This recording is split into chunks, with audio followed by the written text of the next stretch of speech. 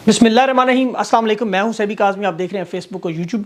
अभी इस वीडियो के बाद उमर अयूब साहब जनरल सेक्रेटरी तहरीक इंसाफ से मेरा इंटरव्यू ज़रूर चेक कीजिएगा। बड़े अहम सवालात आज किए हैं, लेकिन सबसे पहले अहम मामलात जो आज कोर कमांडर कॉन्फ्रेंस हुई, पैगामात आए, मौजूदा सूरत हाल पर जो गुफ्तगू शनीद हुई, उसकी तफसील मैं आपके सामने रखता हूँ। हुकूमत ने अहम तैनाती के लिए जो 65 साल की उम्र की शर्त ख़त्म करने का फैसला, समरी भी तैयार होगी, ये किसके लिए किया जा रहा है। और आज साइफर केस भी अदालत में चला, इसमें बड़ा अहम मोड़ आ चुका है। कल FIA के दलाइल हैं, लेकिन उसका जो अहम पॉइंट्स है वो आपके सामने रखूंगा। खान के वकला की आज बड़ा शीशा लगा कर गुफ्तगू, और फिर वीडियो बाकायदा तौर पर बनाई गई, फिल्माई गई, खान को डराने की नई कोशिश की गई। इस मुलाकात में बड़े अहम कुछ चीज़ें हैं जो पाकिस्तान की आवाम को जानना ज़रूरी है। तहरीक इंसाफ का कराची के जलसे की तारीख अनाउंस होगी। अब ख़ुद बैरिस्टर गौर उमर अयूब पंजाब में कन्वेंशन और जलसे जुलूस शुरू करने जा रहे हैं, और इंटरव्यू में भी आप सुनिएगा। फैज़ाबाद धरने केस की रिपोर्ट भी तहरीक इंसाफ ने पब्लिक करने का मुतालबा किया, जिसमें यह चीज़ तो आज साबित होगी कि नून लीग तहरीक लबैक का जो धरना था खुद फाइनेंस किया था ख़त्म नबूवत तरमीम की कोशिश के एहतजाज को हाईजैक करने के लिए। ख्वाजा आसिफ का बयान भी आ जाए कि उसे बुलाया कैसे गया फैज़ाबाद कमीशन में, किस तरह जलील किया गया, और तहरीक इंसाफ के दबाव की वजह से मामलात कुछ बेहतर भी हो रहे हैं। पंजाब के 3 हलकों पर लाहौर हाई कोर्ट ने इलेक्शन कमीशन के गैर कानूनी इकदामात मनसूख करके नशिस्तें वापस की, और 6 जजेस का मामला खान की रिहाई के साथ, खान के मामलात के साथ बराह रास्त जुड़ चुका है। इसे बैन अल-अक़वामी सतह पर तहरीक इंसाफ लेके जा रही है। आसफा भुट्टो माफ़ कीजिएगा, जो बिला मुकाबला उम्मीदवार उनके मुखालिफ बना, वो केस भी अब अदालत में चला गया है। और इसके साथ साथ लेकिन सबसे पहले कोर कमांडर जो उनकी कॉन्फ्रेंस हुई आज, उसमें बयानात वो मुसल्लह अफवाज के दरमियान दरार डालने की कोशिश कामयाब नहीं होने देंगे, कानून और आइन के मुताबिक सख्त कार्रवाई होगी। अलामिया तो यही है, लेकिन हकीकी मानों में अगर आप पिछली कॉन्फ्रेंस या कोई पिछली 20 कॉन्फ्रेंस भी उठा लें तो उनमें अलामिया तकरीबन एक जैसे, एक लफ्ज़ भी आगे पीछे नहीं था। मैं देख रहा था सारी।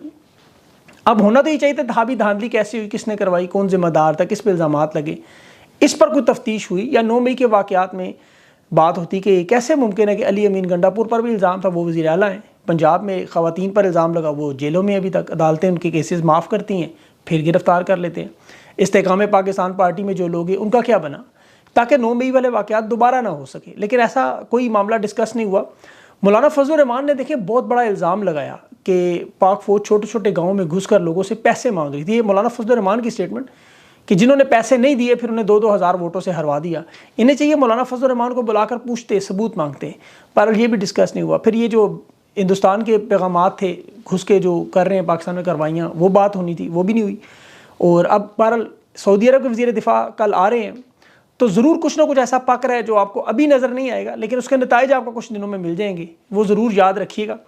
जिस काम के लिए इस हुकूमत को लाया गया, देखिए 2 अहम मुद्दत मुलाजमत तोसी, उसमें 65 साल उम्र की शर्त ख़त्म करना, और असल मकसद भी यही था। अपनी मर्ज़ी के अफसरान लगाएं, उन्हें अहम ओहदों पर लगाएं, उनसे वही काम ले जो माजी में वो करते रहे। और आपको याद होगा इमरान खान ने वाज़े तौर पर लंदन मंसूबे का, जो कि एक बड़ा अहम हिस्सा जिसमें सारे स्टेक होल्डर्स लंदन के मंसूबे में शामिल थे, और उसमें 2 अहम मुद्दतें मुलाजमत तोसी, एक चीफ जस्टिस और दूसरी आर्मी चीफ की।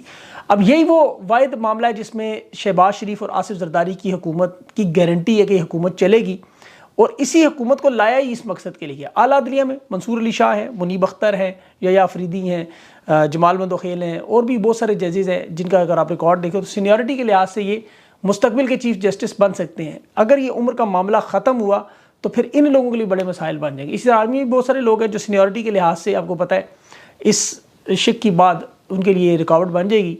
तहरीक इंसाफ को चाहिए इस मामले पर भी एहतजाज का जब सिलसिला शुरू करें तो उसे दरमियान में रखें। खान की आज साइफर केस की पेशी थी, बड़ा अहम मामला था, और 2-3 मरतबा मैं पहले भी दोहरा चुका हूँ। साइफर गुम हो जाना, जिसमें कोताही या जानबूझकर, इन दोनों में से एक चार्ज लगना था। इन्होंने दोनों चार्जेस ठोक दिए हैं।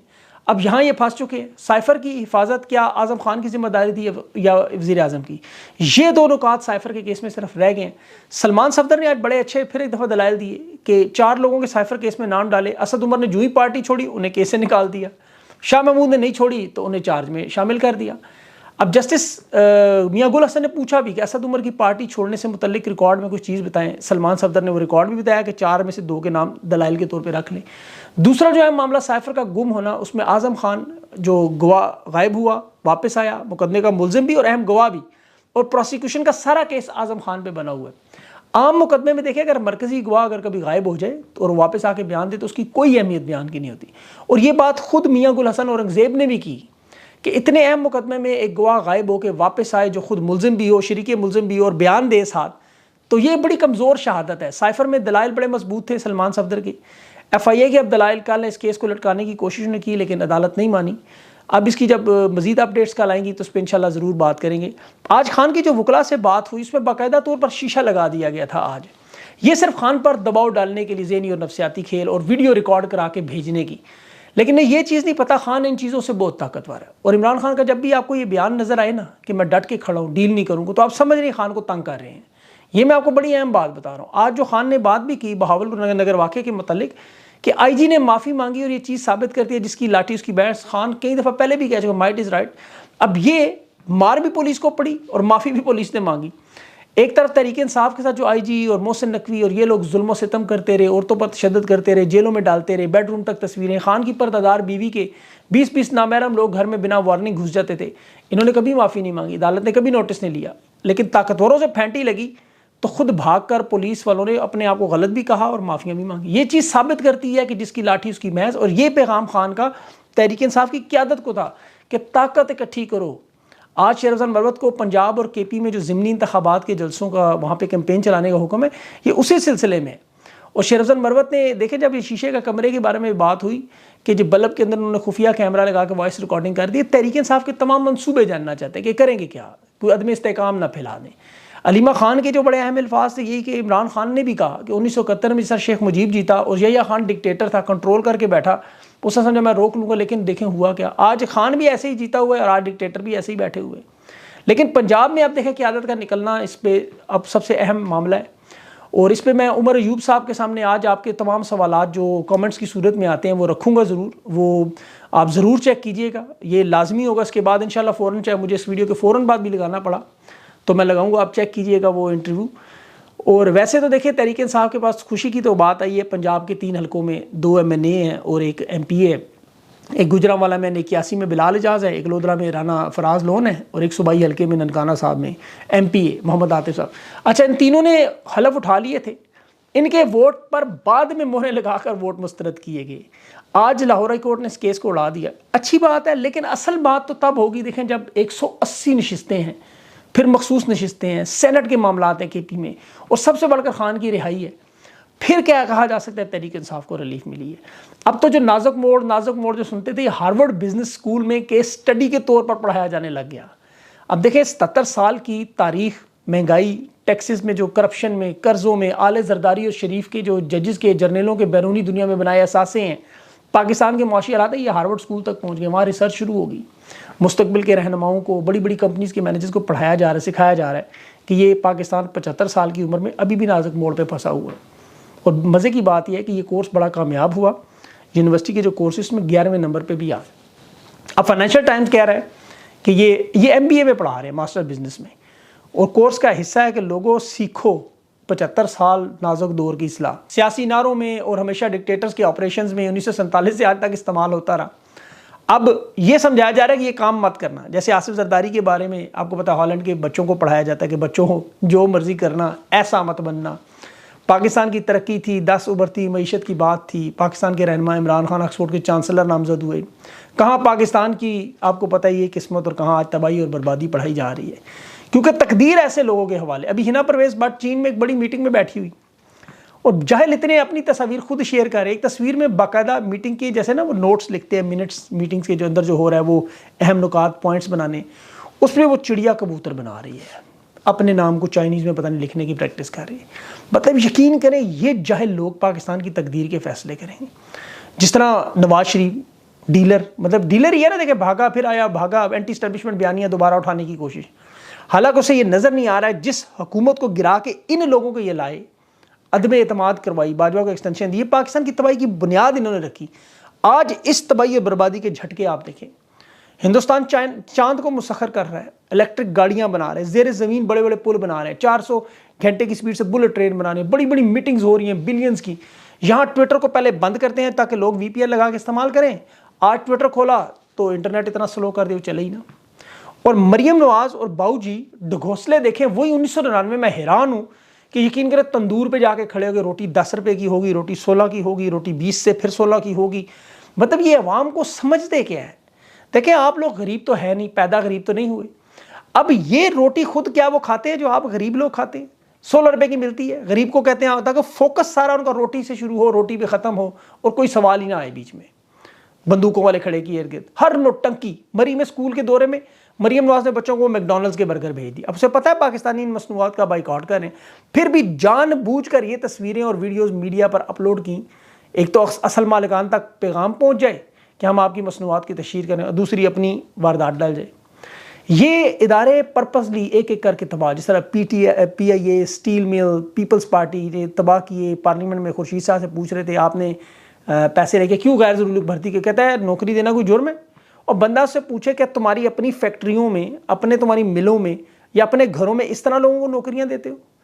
और उस वक्त खान के दौर में देखें तमाम तबकात खुश थे सिवाय ये ताजरों के। ये वही ताजर थे, एक तबका था, आपको याद होगा, ये बड़ा इनके साथ खान ने लगे बड़ी नेकियां की। कोरोना में पूरी दुनिया बंद थी, सारे कारोबार बंद थे, तबाह बर्बाद थे। खान ने इनके कारोबार खोल दिए, इजाज़त दी, बिजली के बिल माफ़ किए, सब्सिडीज़ दी, हर तरह की सहूलत दी। लेकिन ये जुगते लगाते थे। जब जाओ किसी ताजर के पास दुकान, ये कहते थे हुन घिन मज़ा तब्दीली का। और फिर अल्लाह ने इनको दिखाया, PDM की पहली हुकूमत ने, पहले इनको बिजली महंगी हुई, 5-5, 6-6 हज़ार टैक्स लगे इनके ऊपर। अब दोबारा जो डबल लगने जा रहे हैं, महंगाई अलग डबल होगी, कारोबार इनके तबाह बर्बाद हो चुके। और ईद पे इस दफ़ा ताजरों की हालत थी कि 70% सामान बिका ही नहीं। ये मुखालिफ वाहिद तबका था खान का। और मैं इसीलिए डरता हूँ कि जितने भी खान के मुखालिफिन हैं, चाहे ताकतवर लोग जो 7वें नंबर पर आ गए, इनका क्या हाल होगा, मुझे इससे डर लगता है। क्योंकि आयन शिकनी, कानून शिकनी, अवाम का वोट छीनना, जब ये सारे करने के बाद सियासी इस्तेहकाम नहीं होगा तो सियासी जो मुआशी इस्तेहकाम के मसाइल फिर ऐसे ही आएंगे।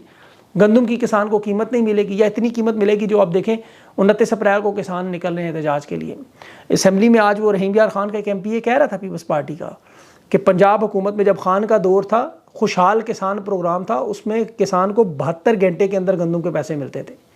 और खान के दौर में किसान खुशहाल था, पाकिस्तान खुशहाल। आज किसान भी चीखें मार रहा है। और अभी गर्मियों में बिजली से जो आपकी चीखें निकलेंगी, बिल अदा नहीं कर सकेंगे।